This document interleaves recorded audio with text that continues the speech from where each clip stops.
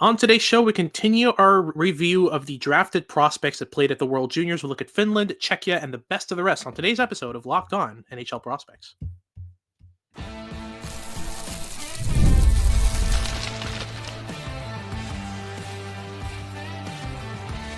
You are Locked On NHL Prospects, part of the Locked On Podcast Network.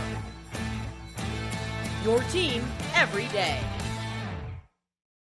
Hello, and welcome back to Locked On NHL Prospects, part of the Locked On Podcast Network, your team every day. On this podcast, we break down everything prospects related for you 5 days a week, Monday to Friday. I'm Hattie Kalikesh, QMJ Shell and Crossover Scout for Elite Prospects, with Sebastian High, USHL and Crossover Scout for Elite Prospects as well. And on today's show, we'll be continuing our coverage of the drafted prospects who played at the World Juniors. We'll review most of the drafted prospects that play for Finland, Czechia, and the best of the rest of the nations at the World Juniors, give them each grades and talk about how they performed at the tournament. If you're watching on YouTube, as usual, remember to like and subscribe. Let us know in the comments what you thought of the episode. And if you're listening on your favorite podcasting platform, please leave us a rate and review and make sure to make us your first listen of the day. So let's get started right away here with Finland. They had a bunch of really interesting prospects playing at this tournament. A couple of top-end draft picks, some really interesting late and mid-rounders in the last few drafts. Let's start with the big name, Konsta Helenius. He was the standout for me at this tournament among skaters. Let's start there for Team Finland. And he gets an A grade. Can you talk me through why?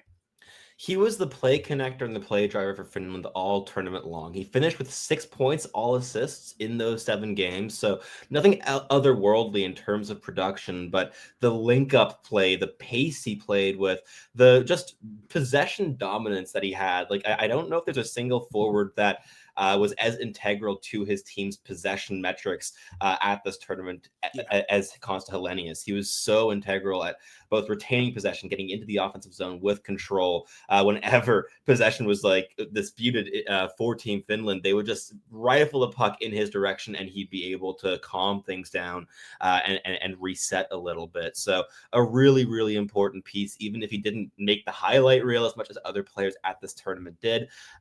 He wasn't overly dynamic, but that's not his style of play. He is a connector, a highly intelligent two-way player, and the defensive impact he had was also really, really impressive. So no complaints here for Konsta Helenius, and I think that Buffalo Sabres fans should be very happy with this tournament for this player because it is as expected. He's been playing some high-end hockey, exactly the style of play that you want him to be playing. But a couple players that did not quite weren't quite able to embrace the style or the expectations of this tournament are Kasper Halttunen and Emil Hemming, two big power forward goal scorers for Finland, who were expected to be putting the puck in the net at this tournament, but both finished the tournament with a single goal and 4 points. So a bit more impactful on the assist in the assist column, but I think in many cases that was like shots, getting rebounds, and really driving chances through the shot, especially for Halttunen. But do you want to talk me through perhaps why these two players were slightly disappointing for Finland and why both are C grades for us here? Yeah, so overall, I think that neither one of them really stood out in any major way in terms of play driving, in terms of extending offensive zone possessions. They were really kind of there to rifle the puck on the power play from the half wall, kind of catching passes and shooting them, but neither one was able to score more than a goal. So in terms of the only thing they're really, known for and good at, both of them, which is a great thing to be able to do, is score goals, put the puck in the back of the net. We all know what Kasper Halttunen has been doing in London for the past couple of years. Emil Hemming racked up the score sheet in the J20 last year and scored a couple goals in Liga as well. But neither one of them being able to score more than a goal this tournament is just disappointing. Outside of that, Hemming had a couple of decent defensive zone flashes. Halttunen showed a bit more playmaking drive than we're used to, but overall, there was a lot of outside shots and just none of them really going in. So it was a bit disappointing on their end, especially Halttunen, who has a howitzer of a shot. He should have been scoring more than a goal at this tournament. But I feel like all the chips on goals were put on Jesse Kiiskinen, who had a great tournament with 6 goals and 1 assist for 7 points. He was a point leader for Finland at this tournament and by far the leader in goals. And yeah, he earns a B plus grade as a result of that. Doesn't get up to an A despite leading Finland in scoring, mainly because there were some lackings outside of that in this game. Not the most impactful defensively in playmaking or in play driving, but the goal scoring skill was there for sure. He was just rifling pucks on net left and right. Yeah, I also And want to mention with Kiiskinen, he's had a fantastic season this year. That's been going under the radar in Liga with HPK. yeah, 22 points in 26 games coming into this tournament, and he was just like fired out of a cannon in terms of the goal scoring. And yeah. even though like I think there's still quite a few strides to be taken in his overall play, like there are definitely still some weaknesses there. Mhm. But like the progression he's had and the shooting progression he's seen in his goal scoring ability has been really impressive. And I think Yeah. that especially with this tournament as your sample, Detroit Red Wings fans might be pretty happy to have him in their prospect pool over Andrew Gibson. Yeah, absolutely. The trade for Yusik Heiskanen was pretty impressive there. Some pretty good work from Detroit. He's been looking really good so far. Another forward who played pretty well, Jesse Normi. He earned a B grade. Was it 2 goals, 3 assists for 5 points in 7 games? He's an Islanders draft pick. A lot more dynamic than I expected him to be. Kind of driving the play up the zone. Kind of settling in pockets offensively. Good forechecking as well. Really well-rounded game from him at this tournament. I was really impressed with him as well. But we do have to talk about the defensemen for Finland because they impressed me more than the forward core at this tourney. Aron Kiviharju, A minus, easy. Really impactful on retrievals and breakouts. That's always been his game, and it's stood out even more massively at this tournament. Really comfortable when facing pressure in the offensive zone. He's able to kind of catch pucks at the blue line, move laterally, open up space. He was a great quarterback on the power play for them. And his D partner, Emil Pieniniemi, had a great tournament as well with a B plus grade for him. Kind of insulated Kiviaryu well off the rush, but both of them gave some decent offensive performances as well. You didn't have one guy just hoarding the puck and the other one just kind of delegating to them. Both of them played really well off of each other, moving up the offensive zone. So both earn a pretty high grade at this tourney. And quick shout out to Petteri Rimpinen. Easy A plus for him. He was the goalie of the tournament. He's the main reason why Finland was able to make it all the way to the silver medal for Finland there. Just, I mean, phenomenal play from him. Incredible composure, incredible poise. We talked about him already in the gold medal review in the earlier episode this week. But yeah, overall, I'm really glad I mentioned his name and the potential standouts there for goalie of the tournament because he's run away with it, right? He really has. He's been fantastic, and it's been like just an insanely good season here for Rimpinen after going undrafted last year. In Liga, he's been dominant with a 916 save percentage, leading all Yeah. goaltenders in the league. And at this tournament, a 933 in 7 games, a 5-2 record. He held Finland in that gold medal game against the USA, forced it all the way in deep into overtime, and even yeah, every single performance that he had, even in the games that Finland lost, he was a standout performer and probably the best player on the team in both of those losses that Finland got at the tournament, and that's without even talking about all the victories. Yeah. Absolutely. It's been absolutely phenomenal for them. And yeah, what a tournament from the kid. I mean, 933. It's not easy on a team like Finland, but they had a great defense in front of him as well. But he Yeah, had to make some big saves at this tourney. It's going to be interesting. It might be a pick when all said and done. I A think couple so. other. Yeah, a couple other surprise standouts. Tuomas Hironen was pretty good at this tournament. Scored some key goals at key moments, including the overtime winner, I believe, against USA in the Yeah, group stage. yeah. Very impressive tournament from him. He's a Vegas Golden Knights draft pick. He's looking pretty good. Decent frames, able to move up the ice pretty well. He's got a good in stride wrister, which he used frequently at this tournament. So really liked his game as well. And also another key surprise standout at this tournament, Heikki Rohonen, a draft pick of the Philadelphia Flyers. 4 points in 7 games, all assists, but played a really good connective playmaking game. Drove play up the ice really comfortably. There were a couple of other standouts, mainly on defense due to their shutdown ability and their off the rush defending. Mitja Jokinen, Daniel Nieminen were pretty interesting at this tournament as well. I mean, Finland had a decent core of defensemen who all played pretty much their best games at this tourney. So I was really impressed with that group as well. That's our first segment done about Finland. We'll get into the second segment here about Czechia in just a sec, but just before, a quick word about our sponsors.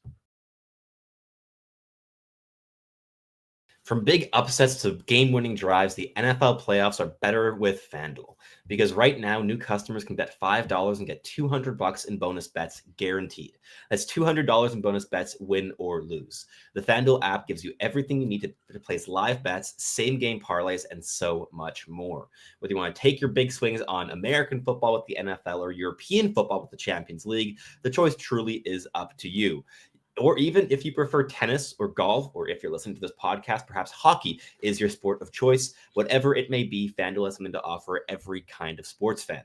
Just visit FanDuel.com to join today and get started with $200 in bonus bets. That's FanDuel.com. Make this playoff season unforgettable with FanDuel, an official sportsbook partner of the NFL. Alrighty, so moving on to our second segment here, we'll be talking about Team Czechia. They had a phenomenal tournament and ending up with their second bronze medal in a row. Great performance from them at this tournament overall, and it was mainly due to their top end pieces playing really good tournaments. We'll start off with Eduard, who was really their standout offensively. He earns an A grade. Great performances from him at this tournament. Racked up some points, scored some key shootout goals to put Czechia above Finland in that bronze medal game. Was overall just very over Sweden in that bronze medal game, and was overall incredibly impactful for Czechia. And it feels like Eduard always steps things up when he gets to the international stage. 6 goals, 2 assists for 8 points. I mean, this is where Eduard is at his best, right? It really is, and this is the best that we've seen Eduard play hockey since his D-1 campaign, also at the World Junior Championships. He's had quite a few hurdles in his development since then. I mean, the OHL was not a particularly shiny stint for him. There was a lot of growing pains there, but he's been playing some really good hockey in the AHL this season in Coachella Valley. And I think that Seattle Kraken fans can be certainly optimistic with his play this season, especially here at the tournament. And he was the leader on and off the ice for Czechia. Whenever they needed a goal, he stepped up. And the handling skill, the creativity were certainly the most flashy among all players on this lineup. But he was not the top goal scorer on this team. That award would go to Jakub Stancl, who had 7 goals and 10 points in 7 games, just ripping shots off the power play. The St. Louis Blues draft pick was a 4th round selection in 2023, and he's been developing with the Kelowna Rockets this season, where he's been scoring quite a few goals, but has actually been developing more his playmaking game. But that was not his role at this tournament. He was a trigger man, and he executed that role really quite effectively. So we are going to be giving him a very clear A grade. He's a contender for the team of the tournament. Really, really solid performance here for Jakub Stancl. But perhaps a surprisingly high-end performance at this tournament, for us at least, came from Adam Jiricek, a player that has struggled a lot in the last year and a half in his play, has had some massive injuries in that course as well. But at this tournament, he was playing a bit more of a subtle style of hockey, but he was distributing the puck well and getting involved offensively, right? Yeah, absolutely. It was a great tournament from Jiricek. I mean, still struggles with the skating for sure. I mean, that's a big weakness in this game, and I think it'll remain so for a decent amount of while. But overall, his ability to make plays under pressure, his ability to absorb forecheckers and play through them. I mean, when you're a poor skater on defense, a lot of it has to do with composure in terms of your ability to kind of circumvent that problem. And Jiricek showed more than enough composure at this tourney to be an impactful defenseman for them. Was tied for the lead among defensemen in points for Czechia with 5 assists in 7 games, along with noted shutdown defenseman Jakub Fibiger. We'll talk about him in a second as well. But yeah, Jiricek was impactful. Very, very disciplined as well on defense. Not a single penalty minute for a prospect playing that often on a team that overall struggled with discipline. Pretty impressive. So very happy with this performance at this tourney. A great pick from the St. Louis Blues there. Maybe a bit rich in the top 15. I think we can both agree on that, but maybe he proves us wrong and kind of outshines his draft stock. Moving on to a couple other forwards who had decent performances at this tourney. I mean, we can talk about Adam Yeko, who had a great tourney as well, with his point totals here for the World Juniors. For Czechia, he had 7 points in 7 games for them. He's a big body, used it really well, played some center, played some wing at this tourney, scored some key goals, key moments, made some key plays in terms of playmaking skill. He's really kind of developing his soft skill touch as a bigger guy, and that really showed at this tourney. Same goes for Wojciech Radec, who had a great tournament as well for Czechia, was third on their team in scoring. Another big body who uses it well, wins battles down low. Great tournament from him as well. And Peter Sikora, who is the noted worst enemy of the entire nation right now in Canada. He's an average-sized defensive forward who plays some really good two-way minutes for Czechia. And was kind of part of the reason why they were so impactful defensively, is that their forwards really bought into the system and all played as a cohesive defensive, kind of core along with that defense. But when we talk about defensive contributions for Czechia, we do have to talk about Michael Hrabal, right?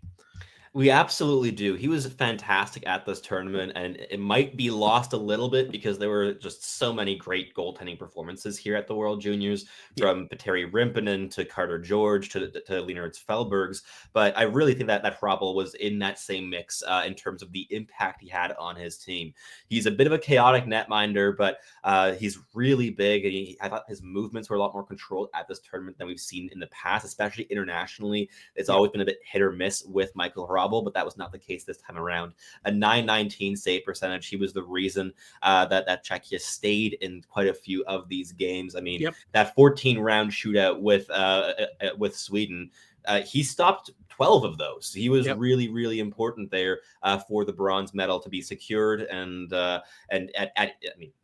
in open play as well, of course. A fantastic performance here for Hrabal, and he was certainly the most impactful defensive piece for this team at the tournament. But he's not the only one here either. There were a couple other defensemen that we wanted to talk about, and among them is Jakub Fibiger, who came out with 5 assists in 7 games, despite being a mainly defensive defenseman, right? Yeah, absolutely. He's kind of been pigeonholed into that role over in Brampton. Overall, he's got some offensive skill. I mean, he can push up the ice. He activates really well in transition. He's able to join the rush as a fourth attacker and kind of create downhill that way. But I think he's a great selection by the Seattle Kraken, mainly because of how impactful defensively he is. Very reliable, very poised on the back end. He's able to box out the net front really comfortably. He can hold his own on retrievals as well. He's pretty simplistic in his approach. You'll never see some high-end flashes of skill or creativity from him, but he's your back and forth, meat and potatoes, north-south shutdown defenseman. He's got that in his toolkit, along with some playmaking skill. He's able to shoot pucks on net with the right timing. He's able to delay his shot in order to open up lanes. There's a lot to work with here with Jakub Fibiger. So I'm really impressed with what he's been able to do, not just with Brampton, but also with Czechia at this tournament. 5 assists in 7 games is a great tally. Again, he's tied with Adam Jiricek, who's a lot more offense-minded as well. So those two getting 5 assists in 7 games were part of kind of the reason why Czechia was so impressive. I think it's, when we talk about a whole team buying into the system, right, for Czechia, they have 10 players with 4 or more points at this tournament. How many does Canada have again? 0. Yeah, coincidentally. That'll tell you the story of this tournament. And even the guys who didn't score. I mean, Yuri Felkman had a great tournament. Jakub Dvorak was good defensively. Andre Koch was another great shutdown forward for Czechia. They had a lot of depth to work with at this tourney, and I'm glad they were able to rally together and get this bronze medal. But regardless, the top 2 of Schala and Stancl at the top end of this roster really were kind of the key part of why this team was so successful. They scored the goals in the shootout to win the bronze medal, and they were impactful all throughout, scored some key goals. Yeah, Czechia was a great team at this tournament. But that's our second segment done. We'll get to our third segment here where we talk about the best of the rest. Latvia, Slovakia, Germany, Finland, Switzerland, a bunch of players to talk about here in the third segment. We'll take a quick break and get right into that here at Locked On NHL Prospects. If you're looking to buy cheap tickets last minute to any event, Gametime is the best place to secure them. Gametime is safe, secure, and incredibly easy to use, and they are absolutely obsessed with saving you money. They've got deals at every step of the way. Flash deals, zone deals, last minute deals, whatever deal you're looking for, they've got it. And they also have the Gametime guarantee to make sure you get the best price for your tickets. I use Gametime all the time. I mean, my schedule changes around a ton, so I find myself with an afternoon free out of nowhere pretty frequently in my weeks.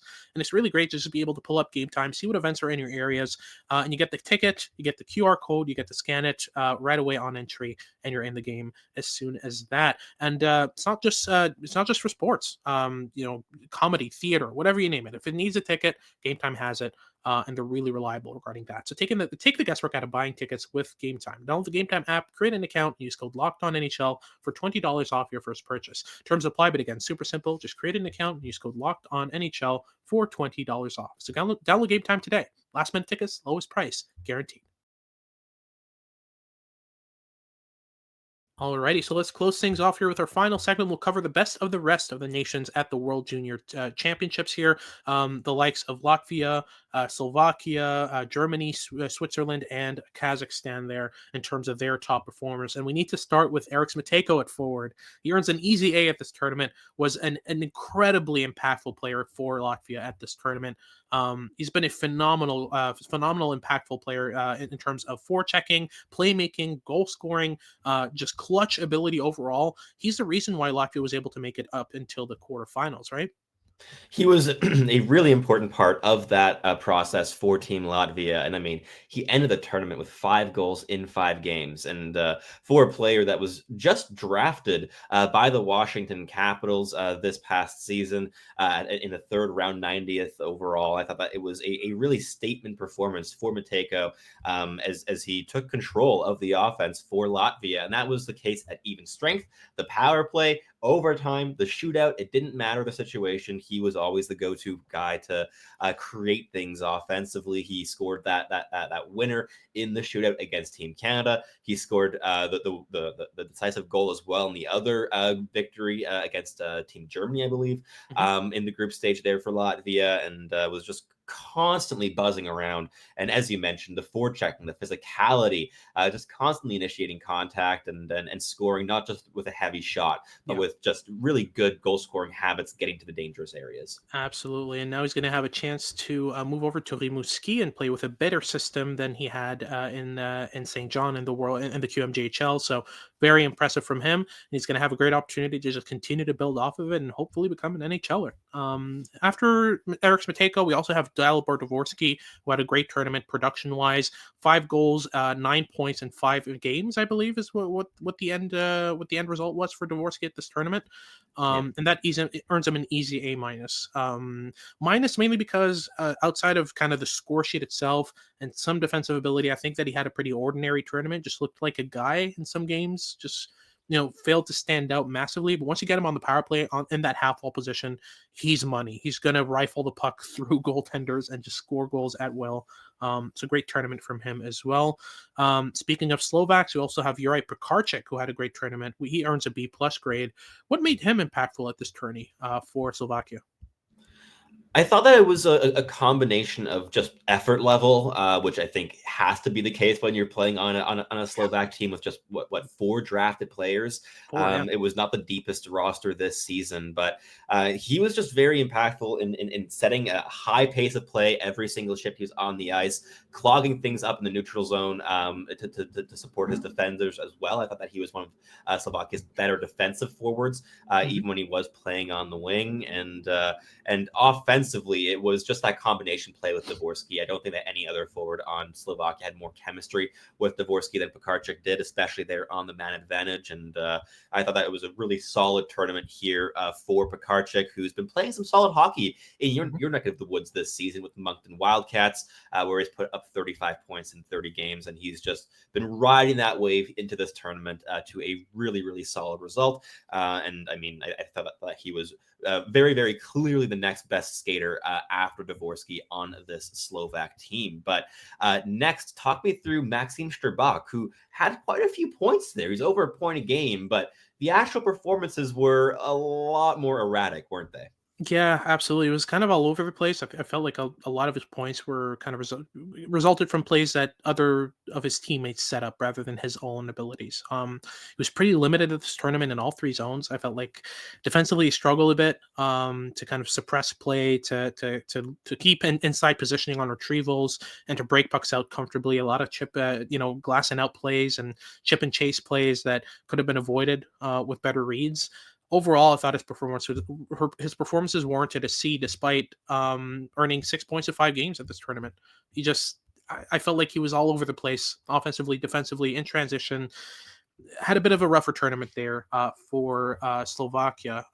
He's still a decent prospect. I feel like his main standout as To me, standout total, likely making him an NHLer is his defensive ability. I think that's what the Buffalo Sabres have in him, is a defensive defenseman. But the offensive flashes were certainly there at this tournament. It's just a matter of kind of making them more consistent. For me, he was a bit all over the place. He's definitely a step behind the two St. Louis Blues prospects, Dvorsky and Pekarchik, at this tournament. Outside of that, though, we have a couple of other standouts over in in the Switzerland team. Leon Mugli earns an easy B for me. He was a great defenseman at this tournament. Played some decent defensive minutes. Played top power play over for Switzerland with Danilo Stinkov on that unit there. And overall, in terms of overall production, I mean, you can't really blame him that much. It's still, I mean, it's Switzerland. They're not going to score a plethora of goals, but overall, I thought he just had a very reliable, consistent, steady tournament for them, and still ended up with 3 points in 5 games. So a great pick from the Washington Capitals. Last player we want to highlight, Basil Samsonens, who's a draft pick from the Vancouver Canucks. No points in 5 games for him, and a -4 at this tournament, but still played a decent tournament regardless. I mean, it's pretty consistent minutes, two-way game, decent tournament, right? Yeah, I thought he was very, very solid. I mean, he's a big guy, a good skater. He was doing a really decent job at just clogging things up in the neutral zone at the defensive blue line. I thought he was also leveraging his reach quite effectively for Switzerland at this tournament. But this just is not a player that really gets involved offensively.